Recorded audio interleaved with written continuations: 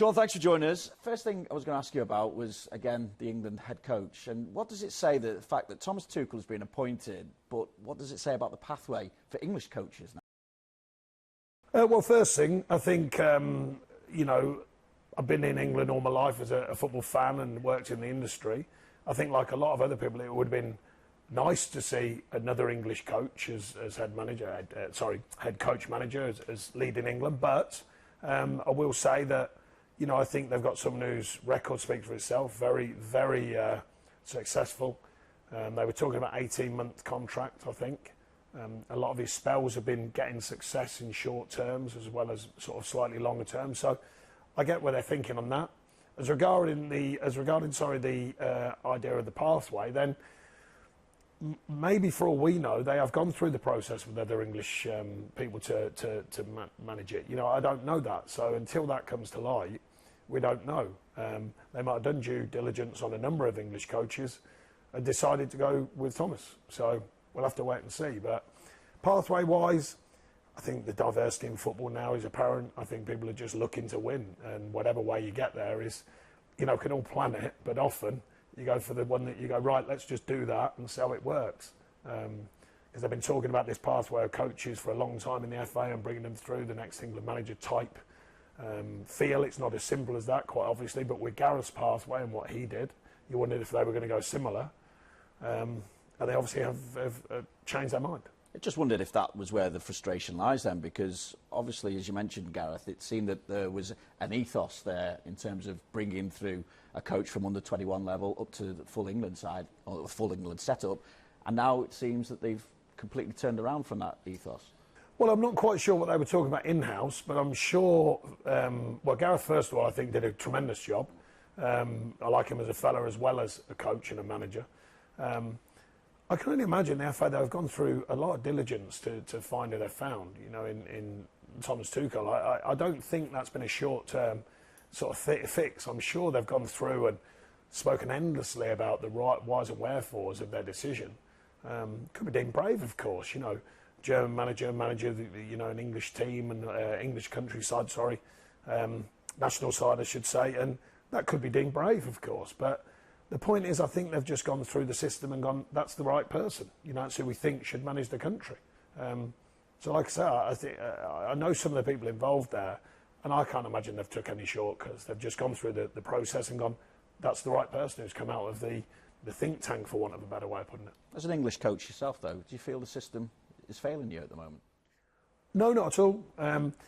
I think they try and guide you with the coaching badges and the things put in place to enhance your future as a manager or a coach. It's down to you. You know, go out there, get it done. Prove to everyone that you're capable in as many ways as possible. Put the miles on the clock sometimes, not always. Gareth's pathway was different, more in-house rather than outside of it. You know, and I think you get what you deserve or what you require or what you want from hard work. I'm willing to keep working hard. If my ever day comes, or if the day ever comes when I'm around that thinking, maybe I'd look at it, but at the minute I'm not. I was going to ask you, are you surprised that you've not been sound out? Maybe that's the wrong way to put it, but no, I don't think you should have been at some point? No, I don't think so. I don't think I'm an on-trend manager. I think not because of my ability or my knowledge, that's for sure. I'm 10 years, approaching 10 years in the Premier League. I know the game. I know it inside out. I've worked at youth level, I've worked at reserve level, a development coach, an assistant manager, a manager, all of that. But sometimes you've got to be on trend. You've got to be in the right thought, you know, the right place where people all believe in whatever it is. You know, there's a lot of perception now. You know, and before you even worry about the facts of what you do and the outcomes, what you get, the perception has to be right. And I think that's a different thing now. And I don't think I'm right for that at the moment. Maybe it'll change around, but I don't think I am at the moment. So I've got to be honest with myself as well as the situation. I've got no problem with it, by the way. That's just the box that I live in. But why do you think there is that perception, given what you've had to handle, particularly here at Everton? Well, I think a lot of it now is deemed styles and deemed ways of playing and all that, and I'm all for it, by the way. But the one thing that always worries me about the national side is all the talk is about all these things. You go, win. I've never understood that. Not many talk about winning and then coming back from winning. It's like, no, we're going to do this, we're going to do that. What about winning? You know, that's the thing I've always thought. You know, does anyone sort of concentrate on that? Do we just go, right, how are we going to get to there?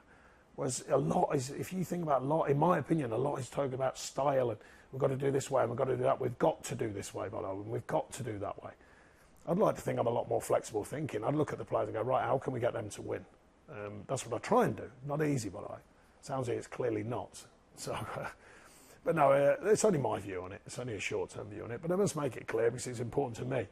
People often in these interviews, they misrepresent what you say and, you know, make out that I'm, I don't know, questioning or having some kind of dig at me. I'm not. I'm actually being honest about myself as a manager.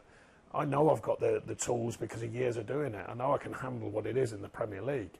But the fact you've got to be deemed, weirdly, you've got to be deemed to handle it. Not just the facts, you've got to be deemed to be able to handle it. You've got to be deemed, and the perception has to be right in order for certain jobs to come your way and certain situations to open up. I was going to ask you if you fancy the England job when your time at Everton were to come to an end. I mean, one day, who knows? But I mean, I'm enjoying trying to correct lots of things all at once at Everton Football Club, and it's been difficult. There's no two ways about it. It continues to be difficult, but there is a strange enjoyment about when we do manage things, and some you get no credit for, some people don't see. But I know they're getting done. I know what we're changing. I know the work's been done, and that's very rewarding for me internally, not just externally for what everyone else thinks. Is this as settled as it's been during your time here? Well, no, in a sense, because some of the noise has changed because of the possibility of new owners, but we've got to correct it further on the pitch. You know, there've been some better signs, but clearly we've got off to a really tough start. We've had a real challenge with injuries. That's definitely affected the situation. But there's not that much reality to that because you've got to win. You've got to find a way of winning no matter what the situation is. And that's what I've learned about Everton Football Club, and I've no problem with that. So settled in the sense of I think everyone's accepted the club is in change around a period of its time now. You know, with finance, it's been quite obvious. We brought a lot of money in, got a lot of money off the wage bill to try and correct some of the financial situation. It's not been easy. Not just me, I mean the work of Kev and scouts and staff all pitching in rather. And the next steps we don't know because another takeover is looming. It seems like this one's got more weight to it, but I don't know. I haven't spoken to them, so I don't know yet. People will be surprised that maybe you haven't spoken to them yet, particularly as you have to put up with that speculation about your own future with new owners coming in. Yeah, I'm not too worried about mine. My part of it, that's fine. I signed a good contract in good faith to try and deliver what I could. There was a really obvious remit was to make sure the club's in the Premier League. Regarding the idea of the new owners, well, I'm sure in due course, when the time comes, when they feel the time comes and it's appropriate, they'll be reaching out. When they do, what do you want to hear from them? Or you're not even at that stage yet? Yeah, we're not even at that stage. No, I mean, you know, it's like I say, the shifting sands in the club. What's their direction? All I could do is tell them the truth of what I've learned over my 21 months ish, and then that's what I share. I go, these are the things I've learned. These are the things that I feel could be corrected or changed or put in place or built or used for the future. These are the things I've learned, and let them decide on whether I'm the right person to do that. And ultimately, results speak for themselves as well. So what positive steps do you feel you've taken over the last 3 games? Well, correcting just literal results, you know, a draw, a win and a draw, that just corrects the situation slightly. It certainly changes the noise to a more positive noise. Getting players fit again, or close, we're not quite there yet. Some performers, I think, are coming through and showing themselves, you know, and showing how they can perform. I think we're always a work in progress. We're a very small squad. Behind that, the second level of that, of course, these young players who have been thrust in a bit early, but it's great for them. They're training with the first team every day. They're getting on the bench in first team games. Some have been playing. But never losing sight of the fact we've got to win. And we've got to win more because it's Everton Football Club. That's a demand of all of us. You know, you've got to win more. So that's the immediate challenge, is getting players fit, continuing the progress, but winning more. We'll finish by talking about outside noise, because the outside noise will say that you need to get points against Ipswich, against Southampton in the coming weeks, because you've got a very tough December coming up. How do you see it, and how do you kind of shut out that kind of noise, that kind of pressure, if indeed you need to? Yeah, well, there's been so much noise and pressure since I've been here. I've kind of got used to it. No, I'm not being flippant about it. Yeah, it's just a norm, so that becomes a norm. I'm used to the intensity, the feeling around each game, what it means, what it should mean, and all the rest of it. So I'm really not, I'm being honest. So for me, these are more games. They're just more games, more important games for us to win. Stats and facts suggest, yes, there's tougher runs, but we showed last season we can still beat the big guns when we're right and we're performing well. But there's areas of the league that you have to get points from. there's no gimmies, there's no guarantees. You have to work hard for everything in the Premier League. I'm just coming up 10 years now, and I've learnt that. You know, then I say it, and people sometimes mock me about, oh, it's a tough game. They are. I've never had an easy one. You know, the Premier League's a tough end of the market. So making sure we're right, making sure we're well enough to deliver.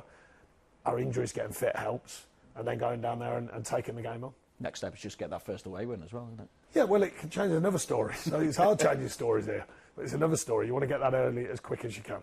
Top man, good luck. Cheers.